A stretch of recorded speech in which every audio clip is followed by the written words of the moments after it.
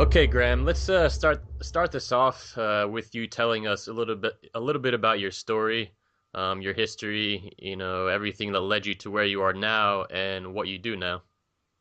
Well, I spent most of my life in what I call sort of creative entrepreneurship, if you like. I've been a designer, a lighting designer for most of my life. I started off life in the theatre straight out of school and did theatre lighting design in the UK and did a lot of work in the West End of London. And then I went into architectural lighting. Um, and I really ended up sort of focusing on lighting things like cathedrals and museums, um, and a lot of exterior lighting, lighting strategies for cities. And I became really quite a prominent international lighting designer. I was president of the International Association of Lighting Designers based in Chicago. So I had a great life. I ran my own design practices, and I went through all the ups and downs of being an entrepreneur, of making money, of losing money, businesses going under, but being successful at the same time. So I had that lovely feeling of success and failure. Hmm. I had a 30-year marriage, which nearly 10 years ago fell apart, and I got divorced. But I've got two sons from that, and I've got two grandchildren now. And I'm now in my second marriage with an amazing lady called Amila. Hmm. And we live here in Spain, although I come from the UK. We've settled here in Spain. We've bought a house here. We live out in the mountains in Spain and have a wonderful life. I retired, though, from my lighting design, uh, about 4 or 5 years ago, Hmm. and particularly when settling here in Spain. And I became a writer, a broadcaster, a coach, working mainly with men. And it's absolutely amazing just to sit with myself in my room here in my house and write for people around the world and do radio shows and do interviews like this. I absolutely love my life, and I love, in a sense, I suppose I've always been helping people. I help people through my lighting design work. I help cathedrals achieve the right kind of liturgical spirit, if you like. Hmm. I help museums set off their works of art. Even offices create the right environment for the people who work there. In a sense, I've shifted that into talking more closely about people's inner life rather than, if you like, people's outer life. Hmm. That sounds like I mean, I feel like I could talk to you just about your whole lighting career. That sounds like you've done some interesting work. Yeah, I have to say I've really enjoyed it, and I've done one of the great things I say, and I think this is quite important generally for men, is the point came when I retired from it. I retired fully satisfied that I'd done everything I needed or wanted to do in that career. Hmm. So I didn't retire just because I got to an age where I was getting a bit tired doing it. I had done everything I needed to do, and there were young people, many of whom I taught, coming up and taking over the profession. And I felt really happy and satisfied letting go and creating something completely different in my life. And that to me is a great sign of success. I didn't make a lot of money doing it, but I got such amazing, if you like, satisfaction and real inner benefit, if you like. Hmm. And then it was time for a new chapter for Graham. It was time for a new chapter, and I did that when I moved from the theatre into architectural lighting, Hmm. and now I did it. And I always believe that there's plenty of years left to do new things, and I believe that I have got the years left to create a whole new career, which is what I'm in the middle of doing. I'm 67 now, and to me, that's not an age to stop. It's an age to keep going, loving what I'm doing. Yeah, I couldn't agree more. And so, Graham, you work with men now. What is it exactly that you do, and why are you just focused on men? Well, I suppose I focus on men, just to answer the last part. I focus on men because I am a man and I understand men really well, I think. I feel I certainly understand myself well. I understand how I react and how I live. And I find that understanding myself, I can help men understand themselves. And what I do really, I suppose more than anything, is help men find what I call their core, their essence, their masculinity. Because I believe that most men, not all men, but most men have a sense of masculinity at the core. Hmm. And the problem is, and we'll get to talk about this probably later in the interview, but many men lose that sense of masculinity. And what I do is I help them, if you like, find it again. I help men live from their inner strength, build their inner strength. Men find nowadays they find this difficult. I mean, the culture, the Western culture that we live in, has, for many good reasons, has supported the rise of women, the Hmm. strength of women, the power of women. Um, the rights of women have grown and developed because they have been pushed down by men. They have been dominated by men.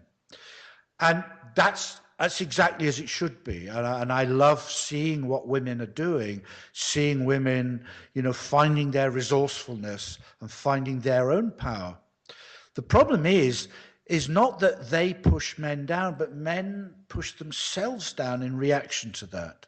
Hmm. They Men find it difficult to find it difficult to know how to react to it because they feel that if they come from their inner strength and inner power, that somehow they're pushing women down.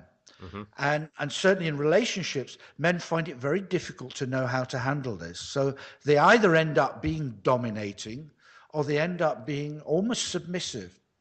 And in the middle is what I call a masculine man, a man who is able to stand up for himself in his own strength without dominating other people, either his partner or other women he knows, or his children, or his co-workers, or people who work for him, or whatever. Hmm. And so I help men find that core, find that masculinity, if you like, find that strength and develop it, but understand what it is and how to develop it with compassion, which is something I'd love to talk about, is that sense of strength and compassion, that power and compassion. Yeah, so tell us a little bit about really what you mean by that, by men, um, I guess, achieving compassion. Well, compassion is, if you like, the ability to understand other people. Hmm. Compassion is about knowing someone else and knowing what's important for them.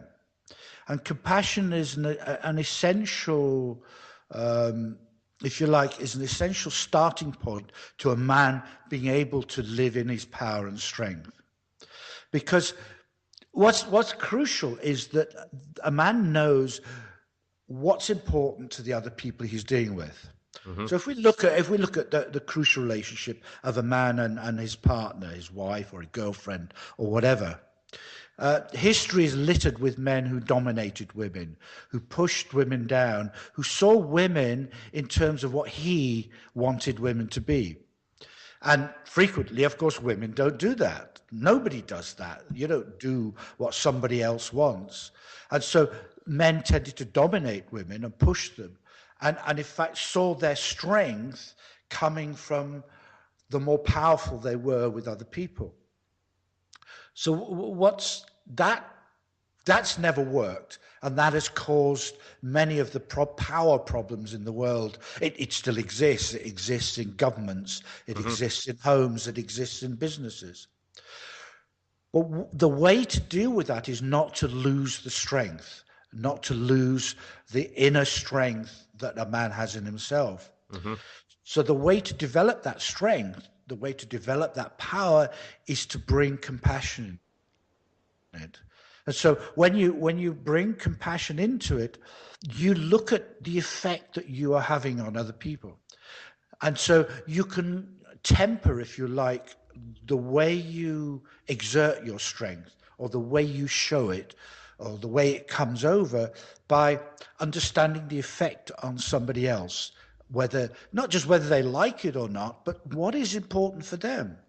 Because it's important in a relationship for a man to really help support and, if you like, strengthen his partner. And so he can use his own strength to help her build her strength. That's compassion, because he's using his inner strength and power, not for himself, not for his own, if you like, selfish ends, but to actually lift a woman up, or to lift his children up, or to lift his co-workers up, and to help them achieve the power. So the compassion stops you being afraid that if you're not the top dog, you'll be pushed down. Mm-hmm. It takes it out of that, that if you like, if I win, you lose. If you win, I lose. That's what's called a zero-sum game. So if someone is better, someone else is worse. Mm-hmm. To me, it's the better you are, the better the better your partner is, or better the person you work with is, the better you are. So that you lift each other up, and you both or all go from strength to strength. So that's where compassion comes in. Compassion is not about sympathy. It's about how you use, if you like, your inner power, how you use the power you develop and grow as a man. So it's really about, we have this masculine power, and a lot of times men sort of just either suppress it or ignore it or forget about it or whatever.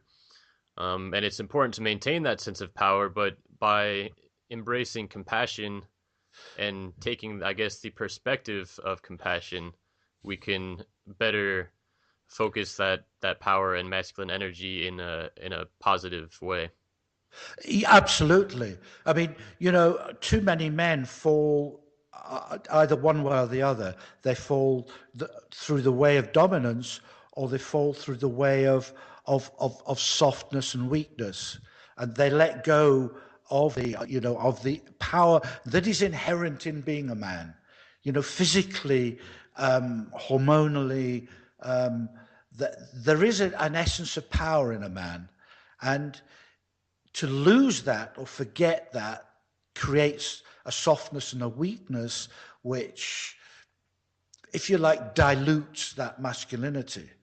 But to just do it for your own, selfish reasons is dominating and some often cruel, physically cruel. So yeah, it's when you temper it. To me, that's when a man is at his strongest, at his most masculine. Okay. So Graham, for the listeners, can we go ahead and define what we mean by a successful masculine man? What does that really mean? What are some elements of that? A successful masculine man, to me, is a man who has done the work in the phrase that I use. Done the work means done the work on himself. Is a man who has looked at himself and assessed himself, assessed who he is and where he is. And it's also a man who's totally at ease with himself. So having looked at himself, he's happy with what he sees. And then in terms of using compassion, he lives that work, if you like. I like to look at it in three elements, if you like, that Mm-hmm. in a sense, I've just outlined. And I always use the three words of, excuse me, awareness, acceptance, and authenticity. So awareness is understanding himself, understanding his core, understanding his essence. When a man actually understands not just what masculinity means, but what his masculinity is. It's when a man understands where he came from, what's right down in his core. He understands the conditioning he's gone through, and, if you like, the patterns of behavior that have resulted from that. And in developing that awareness, he develops a picture of himself, which can be good, can be bad, it can have positive, negative, but that all comes together to create a picture. Mm-hmm. And having done that, then he moves into acceptance. So it's accepting everything he sees, the positive and the negative.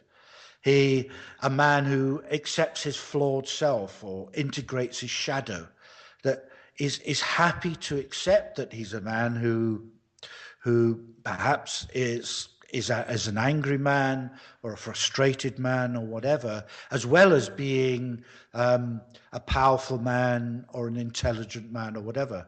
It's pulling the two together through loving himself and through knowing and loving and accepting his own emotions.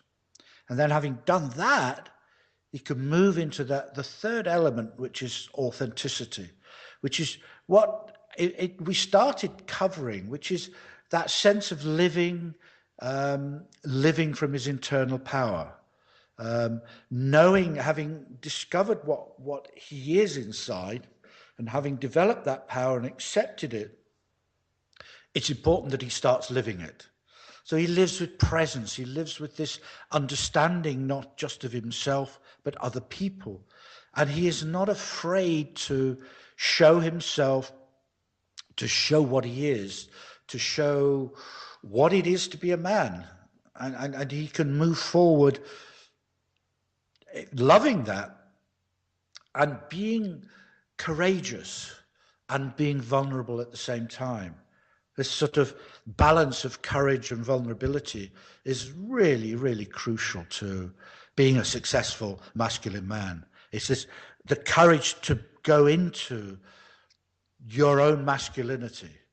Whatever you see, you sense it to be, whatever you sense the focus of your masculinity, to live that, and to live that honestly, not be knocked sideways by other people, by what other people think about you. So you've done the work. You've developed processes for working on yourself. As a man, you know who you are and you know how to live.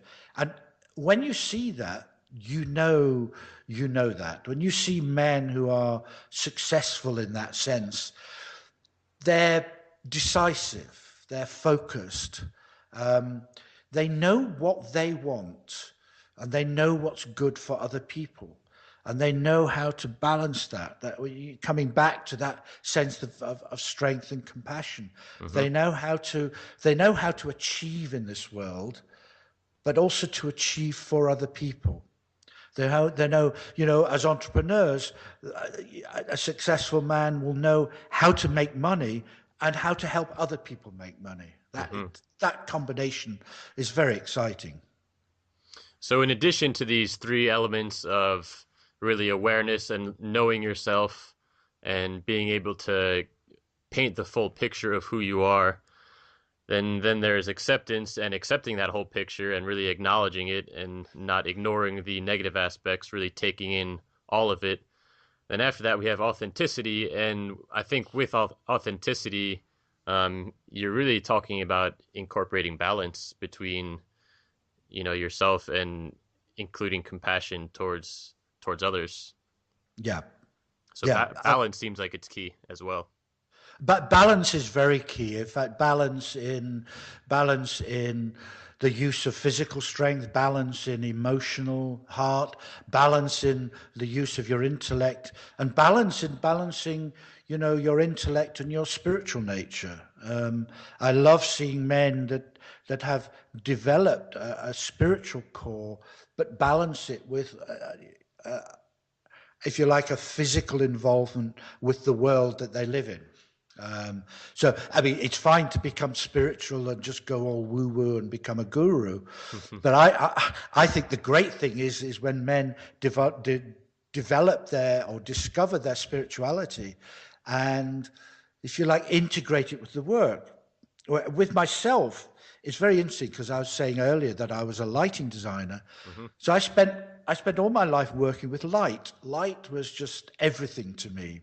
But and I started developing a view on it when one of my most successful areas of work was lighting cathedrals in the UK, and so I became very involved in the whole, the sense of the Church of England, the sense of religion, the sense of a spiritual heart to what I did.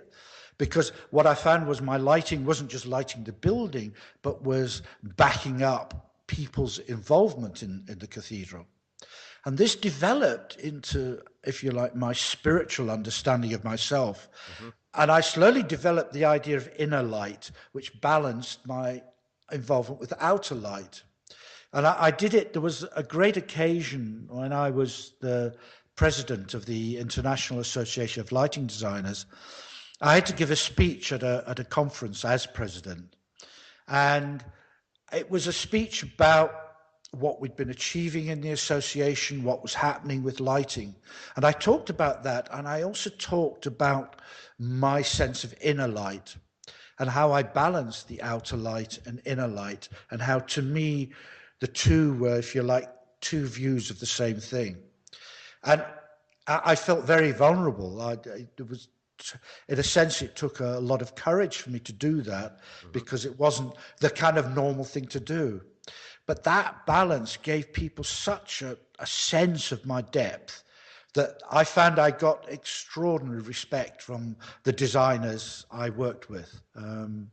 It was quite exciting doing that, revealing, if you like, my inner sense from that other part of me into the work I did and the life I led, earning money, designing lighting. And so you putting yourself on the line, that was, you didn't really, like you said, you were unsure about doing it, right? But it paid off after the fact. I was very unsure about doing it, and it was like I decided to do it, and it wasn't what people were expecting. But it paid off. I mean, I got a standing ovation. And at a later, bigger international conference on lighting, I did a whole presentation on light, which included an enormous section on spiritual light. People got to know that that's who I was. And the great thing was that they didn't think less of me, because they didn't see me going all woo-woo. They just saw me showing depth, and a depth to myself that they really enjoyed. And it spoke to people. It spoke to people that there is something more than the work you do. But there is also, it's also said that the work you do is part of life. What was it? Shakti Gawain, in one of her books, I can't remember the name of it, but she had this great idea about work. Was that she said that everything she did was work, and it just so happened that some of the things happened to earn her money. And when I developed that idea and I thought about that, I realized that, in a sense, everything was work. So my lighting design was work, my developing my spirituality was work, my writing is work, and even now everything I do is work. Some of it earns me money, much of it doesn't earn me money. I don't care, as long as I have enough money to live. Then I don't focus on the if you like, the money earning stuff and say the rest is hobby. That's all my life. And that, to me, is an essence, if you like, of being a successful man, is that you fully explore everything that's in you, and you enjoy doing that, and you just live openly and honestly in that. Can you elaborate a little more about really what it means to explore the core of the masculine? Oh, well, it's the core of the masculine is really... Okay, I believe that when we're born, we are born with a masculine essence. Most men are. Mm-hmm. Some men aren't, and some women are born with a masculine essence, but most women are born with a feminine essence.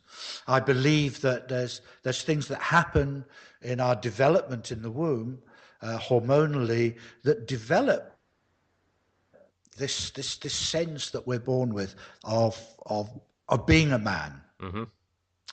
And the problem is that that gets overlaid because, I mean, when we're born, we don't have the the understanding of that, and we don't have the ability to like just live with that. So we go through a lot of conditioning. So we start with this essence, this masculine essence, this sense of who we are, this sense of inner power, this sense of inner strength. And then we grow up, and our parents influence us, the media influences, friends, schooling, teachers, all of that gets laid on top of this core essence. And at some point, we have this sense that something isn't right, or something is an imbalance, if you like. Mm-hmm. And in that sense is when we start, or when I started, certainly in my life, seeking what that essence was, what that core was. And it's about trying to find ways of understanding your behavior, understanding your personality, if you like, how that personality or the many personalities you have developed, and digging back through them to what is essentially you. I don't believe that we are just what we've been conditioned to be. I believe that all of us are individual people with individual essence, is the best word I can use. Mm-hmm. So for example, when you grow up, you have a mother. You know, if you're in a two-parent family, you have a mother and a father, and you have to be something. You decide that you have to be something for your father. You know, maybe he likes a man who's strong. Maybe he likes physical strength. Maybe he encourages you to be a strong sportsman. You have to be something for your mother, you decide. Maybe your mother wants you to be studious or caring or whatever. And you develop personalities, and often they can be different personalities to suit your father or to suit your mother or to suit other people in your life. Mm-hmm. And for most of us, these become the dominant personalities. And what we have to do is, this is when I refer to doing the work, we have to dig back through that conditioning. Sometimes meditation is the most important way of doing it. Sometimes doing processes, like with NLP or journey processes, that help you dig back down through the layers of conditioning and find out what's underneath. And when you find that core underneath, that's when you really find your power. And this core sense of masculinity is this going to be different from man to man? Oh yeah, I think that's very important. There often are similarities, but it is different. Every man's different. So every man's sense of masculinity will be different. That I kind of diverge from many people in that. I mean, masculinity has a bad name because people see that, if you like, the stereotypical idea of masculinity, that idea which is based around dominance, which is based around being top dog, being the alpha male. Mm-hmm. It's sort of a caveman Yeah. image.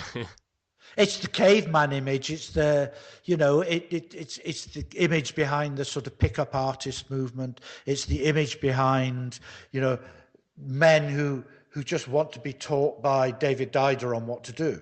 And nothing wrong with David Dider, but that is not a model that you have to fit into. Mm-hmm. It's a model that you want to take hints and ideas from. But we are all different, and it's discovering that difference, that essential difference that you have, is the most powerful thing. Because you know, when you see successful men, let's just look at them. You see people like Warren Buffett or Richard Branson or Tony Robbins. They're just three kind of classical successful men, Yeah. they're all different. They all have their different way of achieving what they believe is success in their minds. But they are all strong men. They're all men who know themselves and know where they're going. They know what it is they're trying to achieve. And they they display vulnerability doing it, or sometimes they display weakness. Um, there's, they have different qualities at different levels. And that's because they've found what is true for them, what is most powerful for them, and what is right for them. And that to me is masculinity. It's a, if you like, a more esoteric definition of masculinity. But it's that sense of knowing you are a man and how you're a man and how you're going to show you're a man and how you're going to be it. Not by being overt, but just by being yourself. Hmm.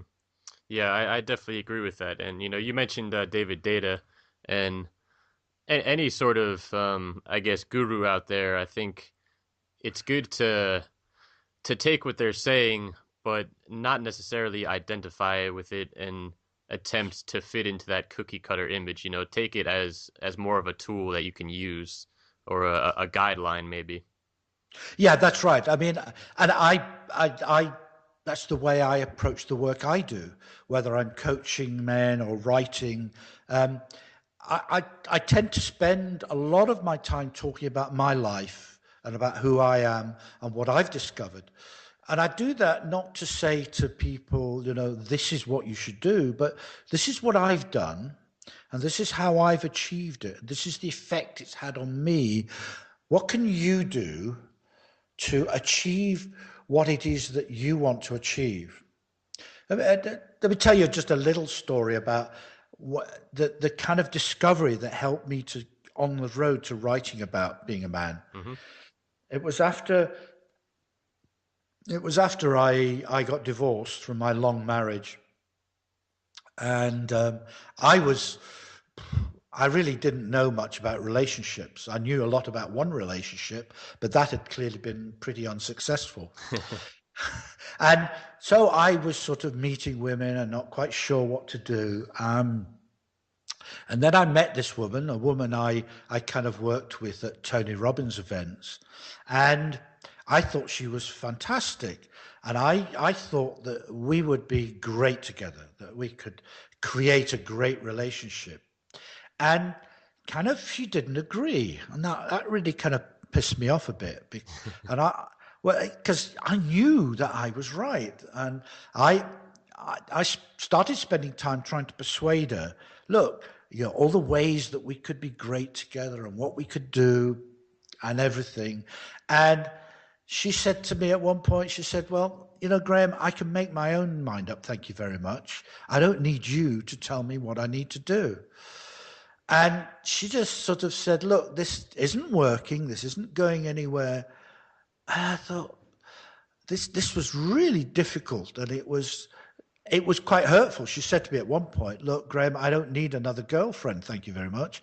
I need a man. And, you're not showing up as a man. And I thought, oh my God, that really hurt me, and it hit my core.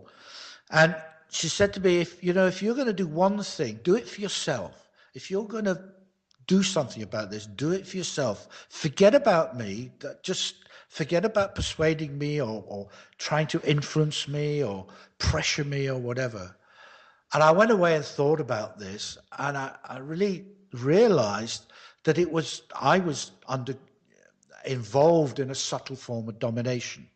I was putting pressure on her to do what I wanted. Hmm. And in that moment, I realized that what I had to be was what I was, nothing else. I had to be just the man I was, and either that was good enough for her, either that was what she wanted, or it wasn't. And what I did in my head was I let go of the idea of having a relationship. I just said that, look, I'm just going to be me, and I'm just going to focus on developing who I am and showing who I am. And difference was extraordinary. I was a different man, and she saw a completely different man. There was a complete turnaround in this idea of relationship. We're now married, and we have the most amazing relationship. And it came because I just made the shift. I made the shift to be myself, to be who I was.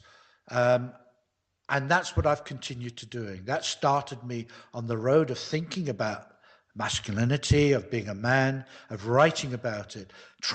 At first, I was just trying to dig into what in fact happened, what I did, the shift I made, and the shift I've stayed with. And it's given me a completely new lease of life as a man, I have to say. Just that one click in my head that I had to be who I was, not who somebody else wanted me to be, or who somebody else thought I should be, or what somebody else thought I should be, but just to be me. And everything shifted since then. And I still feel the hangover of that shift, that decision I made. It's quite exciting, quite exciting. Well, what do you mean by you still feel a hangover? Well, I still feel, this sense of power, this sense of inner light, this sense of inner power. And in fact, I still feel that I get stronger day by day. Mm-hmm. I become more open and more courageous and more confident that whoever I am is okay. And I don't have to please other people. I don't even have to please my wife. I just have to take her into my life and understand her and make her amazing and help her to develop an amazing life so that we have an amazing life together. So, the strength and power of our relationship comes from that initial shift, that initial, if you like, piece of knowledge. And it grows day by day because I've ceased to question who I am or what I do, but I've moved into truly living it, truly developing an authentic life. Not because it's the right thing to do, but it's just because who I am. I'm here to be powerful, and so that's what I am, and that's what I'm going to continue being. It sounds like you found out who you are, and it was a conscious decision for you. It was a conscious decision. I mean, I'm still human, believe it or not. I'm still, I still at times get angry. I still at times have negative feelings or negative emotions, but I've developed an understanding that that's who I am and that I can deal with that. When things like negative like that come up, they don't push me back. They don't knock me down or make me wonder whether I'm doing the right thing. Mm-hmm. I know who I am, and I know that, if you like, I'm here to. My purpose is to be open. Is to show that to just for other people. For myself and for other people, so other people can see how I live, and maybe it'll help them think about how they live and what they do. Mm-hmm. Okay, Graham, so we've laid out a pretty solid foundation conceptually about what it means to be a successful and masculine man. Let's go ahead and provide some practical steps that men can take. Even though we just talked about how we really want to, find what success means for us. And, perhaps we want men to go ahead and find their own path, what steps they want to take. But let's go ahead and provide some practical steps that they could take, that they could use as tools, Yeah. Well, there's some very simple steps, and I always think that simplest steps are the best. The ones that someone can just do whenever, wherever, that a man can just incorporate into his life. Mm-hmm. And the first one, when you come to that initial step of awareness, is meditation. I mentioned that earlier. And I think that meditation in a wide sense is something that can be very powerful. It doesn't have to involve sitting in lotus position for 2 hours, clearing your mind and beating yourself up if you think about something. Hmm. It's about can be just as simple as sitting quietly for a minute during the day. It's taking moments during the day to either sit somewhere comfortable or to sit somewhere quiet and just feel what's inside. Just to let what's inside come out. And it can be amazing to realize what can come out. Sometimes it can take time, but if you clearly open yourself in meditation, then you can start flowing past the levels of conditioning. The other thing you can do on that level is find some kind of practitioner that will help you dig through the layers. The one process that is amazing is something called a journey process, Hmm. which was developed by a lady called Brandon Bays. And that is simply a process of going on a journey through the layers that you've built up in your life to find the true essence underneath. She developed it when she developed an enormous cancerous tumor. And she developed it for herself to actually get rid of that tumor, and she successfully succeeded. She discovered the things that were happening in her life that had happened, that had been developed as a child or whatever, and she was able to let them go through this process. So the journey process is great, and there are other similar ones. But find a practitioner if you find that meditation itself doesn't bring it up. How can we go about finding a practitioner with integrity? What is it? What can we look for? Yeah, that's a very interesting one. It's about using your own intuition Hmm. and sensing what someone is.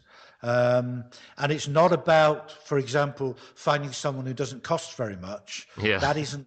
It doesn't necessarily mean that. This could cost money. It could cost a lot of money. It depends. Somehow, people need sometimes to spend money to be really committed to a process. Yeah, definitely. Um, I think I think not to believe a lot of marketing hype that you might get on Facebook or whatever. Um, for example, with the journey, you can Google the journey process and find Brandon Bay's site, and then you'll find practitioners that she recommends. I suppose more than anything, it's finding someone who walks their talk. So, only ever believe someone who've lived what they're telling you. And you need to find your own way of sorting out how someone's lived. But it's not someone who's just developed the latest theory, but has never tested on themselves. For example, a simple example that I stand by is I would never use a relationship coach or a relationship counselor who is not in a functioning, good, long-term relationship. Yeah. Simple as that. Hmm. And that I know relationship coaches who are not in relationships and they disagree with me. For me, the integrity comes from someone who lives what they talk about. I talk about my life and how I've lived, and I'm very open about it. You want to find other people who do the same. Yeah, experience is very important, right? Yeah. Going on, the next step that I would say, in terms of that second step of acceptance, the important practical thing you need to do is to practice self-love. And self-love is really, really important. And it's more important than a lot of people acknowledge.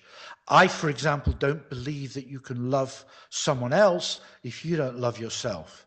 If Hmm. you don't understand what love is and are able to receive love from yourself or anyone else, then I think you're lost in terms of loving a partner or even children or your parents or whoever. And so something that you need to really work on as a man is loving everything about yourself.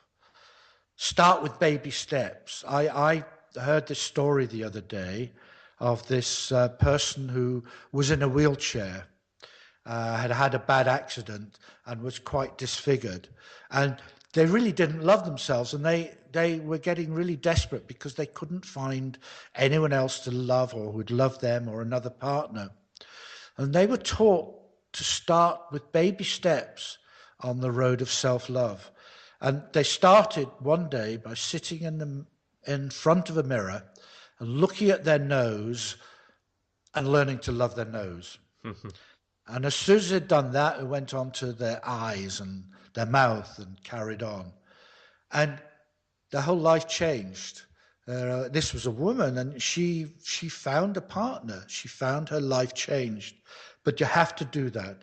And often that self-love can come through processes of self-development. There are also practitioners who perhaps use NLP, which I'm always slightly unsure of, but there are processes that can help you to deal with your negative emotions like anger or things you don't like about yourself. Mm-hmm. I learned a lot of that from Tony Robbins. I've not only done events of Tony Robbins, but I've been a senior leader, and I've worked with Tony. And a lot of the shifts in myself I learned through processes that Tony taught. So going to an event like a Tony Robbins Unleash the Power Within can have an enormous power in starting you on a journey. Mm-hmm. And then I'd say the last kind of step on the level of authenticity is just to be open and honest and never take things personally. There's the four ideas of how to live that Don Miguel Ruiz talked about. And the most important was not taking things personally. Be open about what you think. And if somebody says something that you don't agree with, accept it, but don't look at yourself.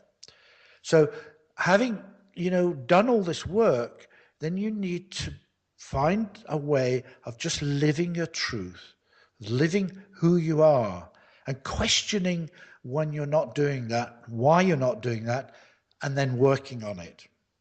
And this can be constant. I'm still doing that. My wife and I, we work with each other when things come up, patterns of behavior come up. Even although I'm 67, I'm still influenced by my father who died 30 years ago. Patterns come up and I need to work on them, and I need to be open about them coming up and open that I need to work on them. It's an ongoing process, right? It is an ongoing process, and it really doesn't finish. Well, it does with death, if you like, but, that's to be known, right? Well, that's to be known, but who knows? It may go on after that. I haven't got there yet. Yeah. So once we go through these steps really of embracing awareness, acceptance, and authenticity, and it is an ongoing process, I guess at this point, is there one thing or maybe a handful of things that guys would want to go and do after listening to this that's going to make the biggest difference? I think that there's a really important thing, and that is to go back to that first step of sitting quietly and feeling your inner core. Mm-hmm. And that's a continual thing to do, and you can do it straight away. As soon as you finish listening to this call, find a place to sit and just not so much think about what I've been talking about or what we've been discussing, but just to let it absorb it, if you like. Just let it flow through you. Mm-hmm. And feel what's trying to come out. And because it is important to understand that change comes from inside. So if you feel that as a man, you're in a position where you really need to develop, or you need to grow yourself, or you need to,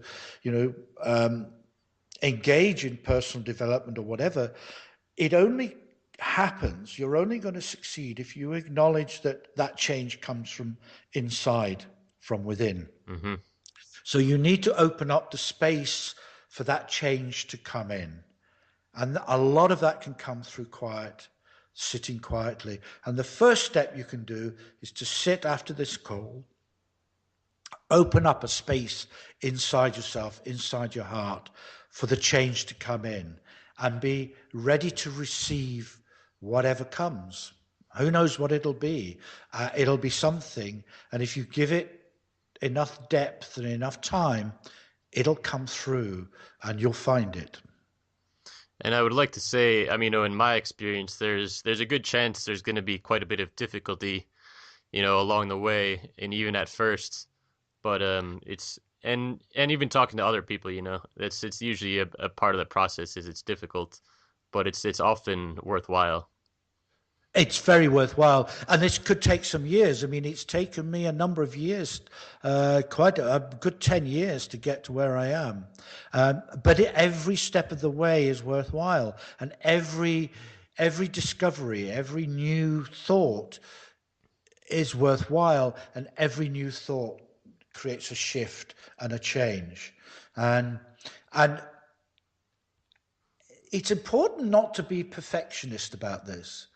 It's important not to be a perfectionist about anything. Mm-hmm. It's all a work in progress. And good enough is very powerful. Good enough is something that you should accept. This is something real. This is something practical. Don't look for that big sort of cloud up in the sky, the idea of this amazing man you can be if you just keep pushing and keep pushing. Don't push, it's the exact opposite. You draw it in. You just draw in what's there.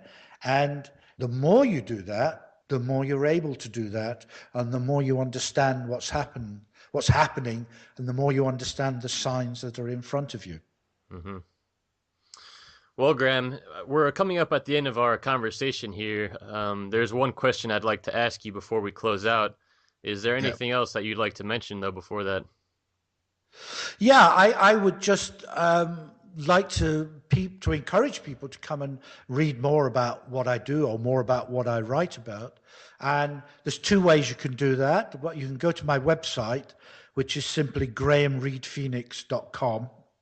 And there, I at the moment, I'm going through if you like, an inward journey through the 40 days of Lent, where I'm writing every day about myself and about my nature and what's happening and what's shifting. So that's quite interesting. The other thing is to go onto Amazon and go into Kindle and look for my book, which is called Exploring the Core of the it's called The Journey to the Core of the Masculine. And it's a conversation, a series of conversations I had with Chris Howard, the self-development guru. Mm-hmm. He and I met in Venice over four meals and talked about being a man and talked about masculinity. So I talked about my life and Chris talked about his. And I've turned that into a book, and it's a pretty amazing conversation. It's well worth reading. And then the second half of the book is a 40-day challenge that men can go through to help them go through these processes we've been talking about. You'll find it very helpful. So that's grahamreidphoenix.com or Journey to the Core of the Masculine. Yeah, it sounds like that book is very much in line with what we spoke about today. And we'll include links to your websites and all of that on the Effective Man website. Cool.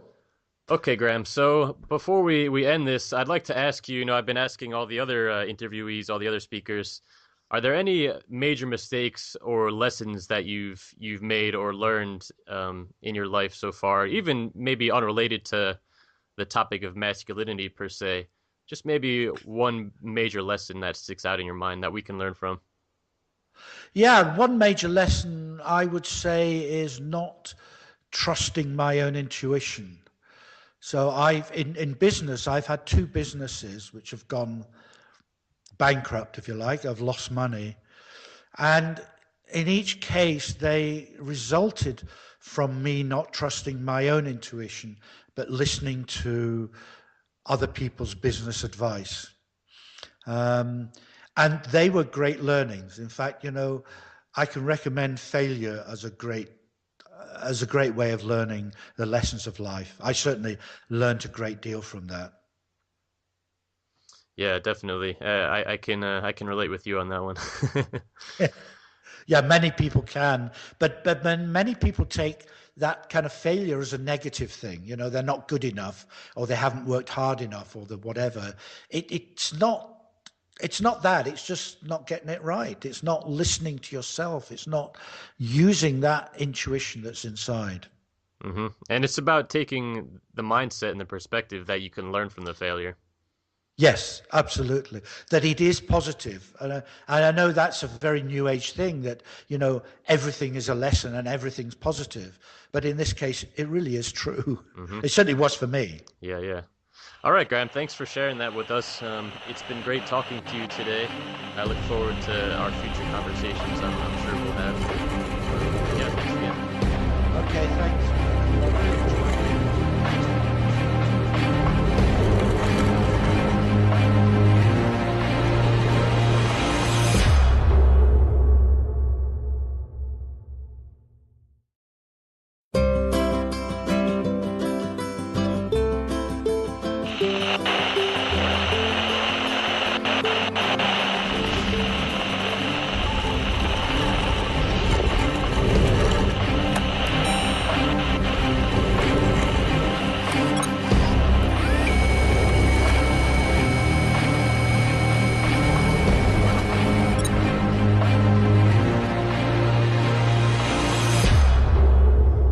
Okay, Graham, let's start this off with you telling us a little bit about your story, your history, everything that led you to where you are now and what you do now.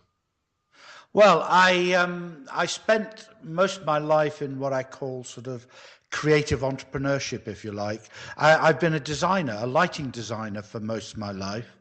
I started off life in the theatre straight out of school and did theatre lighting design in the UK and did a lot of work in the West End of London.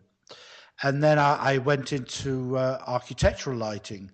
And I really ended up sort of focusing on lighting things, theatre into architectural lighting.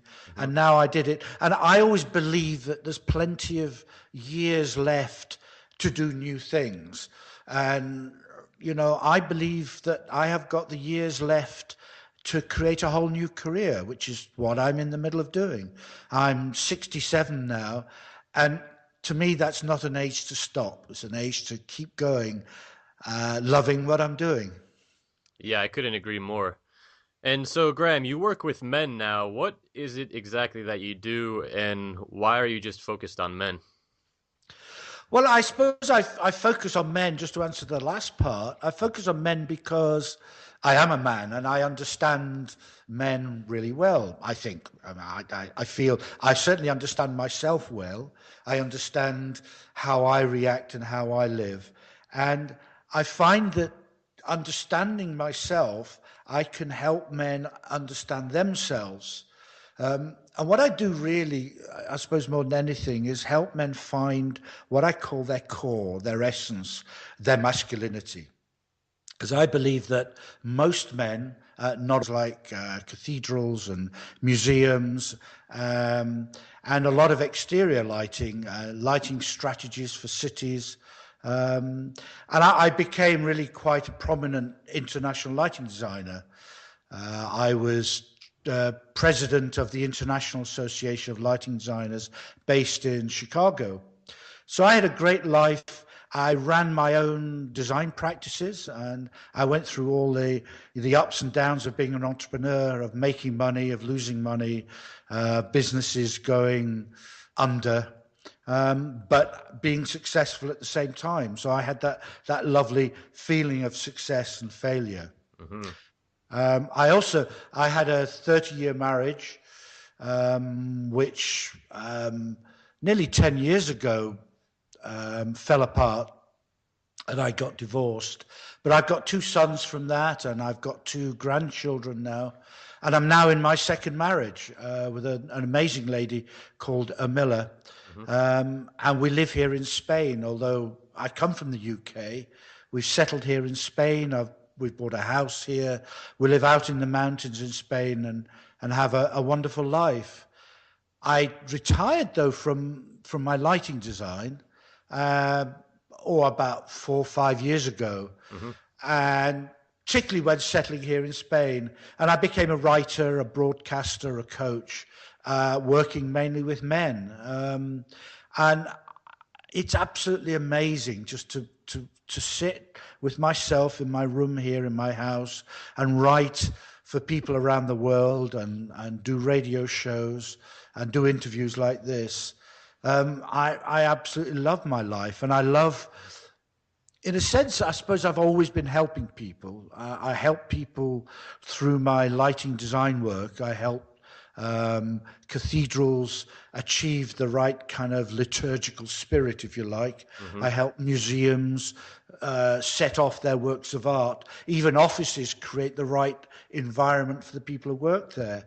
In a sense, I've shifted that into talking more closely about people's inner life rather than, if you like, people's outer life. Hmm. That sounds like a. I mean, I feel like I could talk to you just about your whole lighting career. That sounds like you've done some interesting work. Yeah, I have to say I've really enjoyed it, and I've done one of the great things I say, and I think this is quite important generally for men, is the point came when I retired from it. I retired fully satisfied that I'd done everything I needed or wanted to do in that career. Hmm. So I didn't retire just because I